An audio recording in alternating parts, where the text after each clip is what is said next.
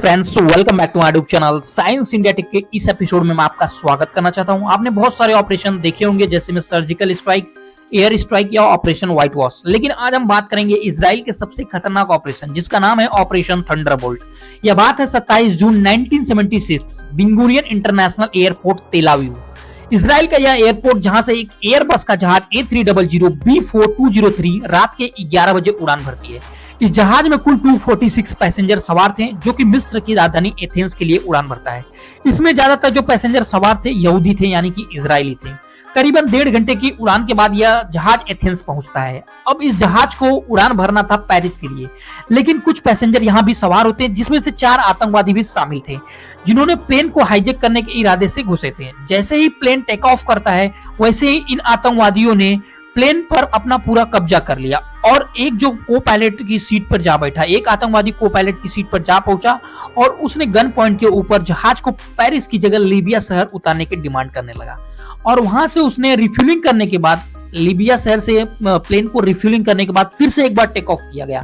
अब यह जो प्लेन है अफ्रीकी देशों की तरफ, यानी युगांडा की तरफ उड़ान भरता है, क्योंकि उस समय का जो तानाशाह था ना, इदी अमीन, वो फिलिस्तीनियों का फुल समर्थन करता था। तो ऐसे में जो आतंकवादी थे, उनके लिए प्लस पॉइंट था कि अगर हम युगांडा को एयरपोर्ट पे लैंड कराते हैं तो हमें वहां की आर्मी का फुल सपोर्ट मिलेगा। और ऐसा ही हुआ।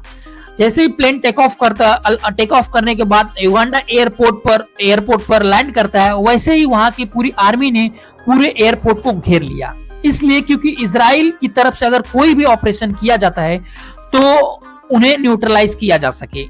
ऐसे में जितने पैसेंजर थे, प्लेन में पैसेंजर जो सवार थे, उन्हें हॉस्टेजेस को एयरपोर्ट से 1.5 किलोमीटर की दूरी पर एक बिल्डिंग थी, उसमें रखा गया। और यहाँ पर आतंकवादियों ने एक गलती कर दी। उन्होंने क्या किया कि जो अन्य कंट्री के पैसेंजर थे उन्हें रिलीज कर लिया, और इसी का फायदा उठाया इजराइल की खुफिया एजेंसी मोसाद ने इंफॉर्मेशन कलेक्ट करना स्टार्ट कर दिया, जो पैसेंजर रिलीज हुए थे उनके जरिए। साथ ही साथ, जैसा कि आप लोग जानते हो कि इंफॉर्मेशन इतनी बड़ी इंपॉर्टेंट फैक्टर होती है कि अगर आपके पास इंफॉर्मेशन है तो आप कहीं भी कह सकते हैं, कोई भी ऑपरेशन कर सकते हैं। तो इंफॉर्मेशन बहुत बड़ा फैक्टर होता है किसी भी युद्ध के लिए। तो ऐसे में खुफिया एजेंसी, जैसा कि आप जानते हो, मोसाद बहुत ही एक्टिव एजेंसी है, जो कि इंफॉर्मेशन कलेक्ट करने के मामले में नंबर 1 है। तो उस समय जो एयरपोर्ट का ब्लूप्रिंट था उन्होंने निकाल लिया, क्योंकि युगांडा एयरपोर्ट को इजराइल कंपनी ने ही बनाया था। तो ऐसे में इजराइल के पास उसका ब्लूप्रिंट भी था। साथ ही साथ अब इजराइल को यह भी पता था कि उनके हॉस्टेजेस को कहां रखा गया है, साथ ही साथ उनके पास पूरे एयरपोर्ट का ब्लूप्रिंट था। तो ऐसे में इजराइल ने एक ऑपरेशन चलाया, जिसका नाम रखा गया ऑपरेशन थंडरबोल्ट। तो ऑपरेशन थंडरबोल्ट क्या था वो थोड़ा समझ लेते हैं। देखिए, अब मोसाद के पास जो था ना, पूरे एयरपोर्ट का नक्शा था, और उनके पास, उनको यह भी पता था कि उनके हॉस्टेजेस को कहां रखा गया है। यह प्लान जितना सिंपल था उतना ही कॉम्प्लिकेटेड, क्योंकि युगांडा से जो इजराइल की दूरी है 4000 किलोमीटर है। तो ऐसे में 4000 किलोमीटर जाना और 4000 किलोमीटर आना, तो 8000 किलोमीटर की ट्रेवलिंग के बाद कोई भी आर्मी ऑपरेशन को एग्जीक्यूट करना लगभग नामुमकिन हो जाता है।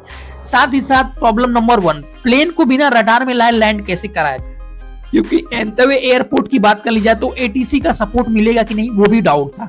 साथ ही साथ चैलेंज नंबर 2 था कि युगांडा की पूरी आर्मी जो थे आतंकवादियों का समर्थन कर रही थी। तो ऐसे में एयरपोर्ट के पास परिंदा भी पर नहीं मार सकता था। तब मोसाद ने सोचा कि एक प्लान बनाया जाए। जैसे ही उनको पता था कि नहीं, कि उनका जो तानाशाह है, उनका राष्ट्रपति इदी अमीन, वो विदेशी दौरे पे है। तो ऐसे में उन्होंने उसका फायदा उठाया। उन्होंने क्या किया कि एक जो इदी अमीन का जो प्लेन था, वैसे ही प्लेन का डिजाइन किया गया, वैसे ही पेंटिंग किया गया। साथ ही साथ वो जैसे ही उसके अंदर जो मर्सिडीज जो यूज करता था इदी अमीन, वैसे ही मर्सिडीज को भी रखा गया। साथ ही साथ वो ऐसे आर्मी वालों को भी बिठाया गया जो कि इदी अमीन की तरह दिखे।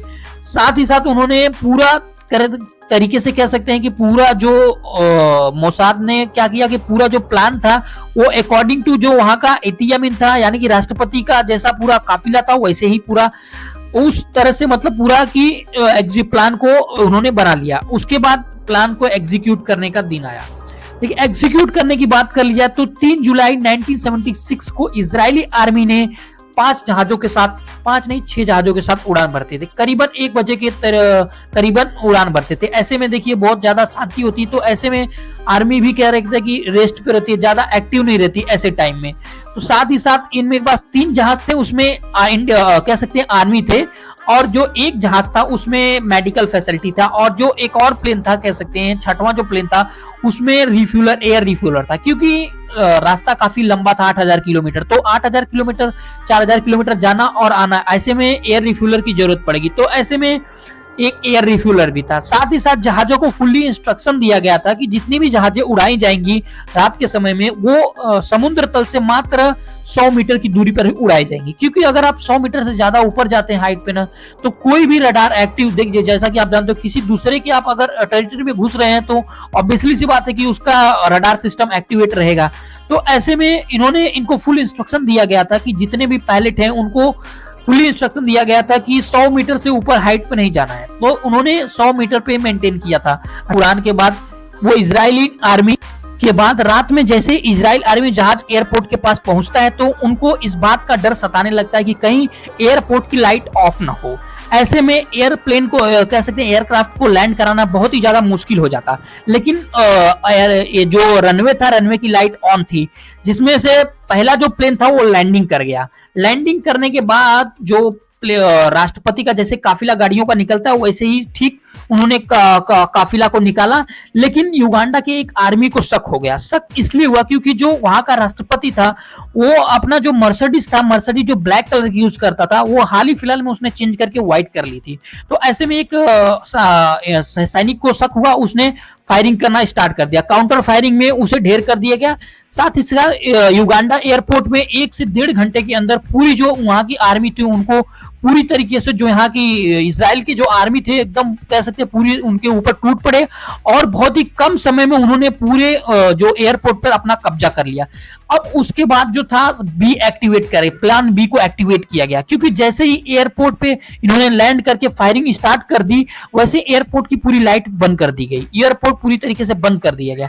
तो उन्होंने अपना एक्टिवेट किया प्लान बी। प्लान बी ये था कि जब भी लाइट्स ऑफ कर दी जाएंगी तो उन्होंने एक हाई पावर का जो टार्च लिया था वो रनवे के साइड साइड में उन्होंने जला दिया, और उसी की मदद से बाकी सब जितने जहाज थे उन्हें लैंड कराया गया।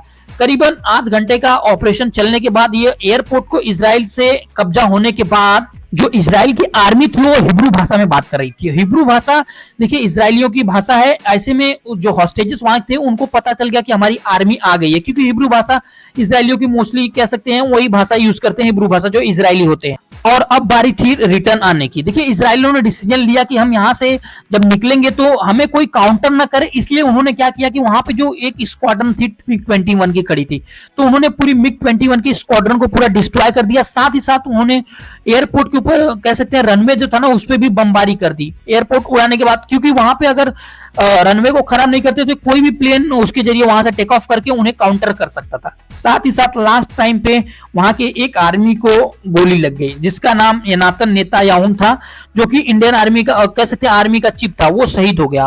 और उसी का जो छोटा भाई है आज जो है राष्ट्रपति है, उसका नाम है बेंजामिन नेतान्याहू। तो अब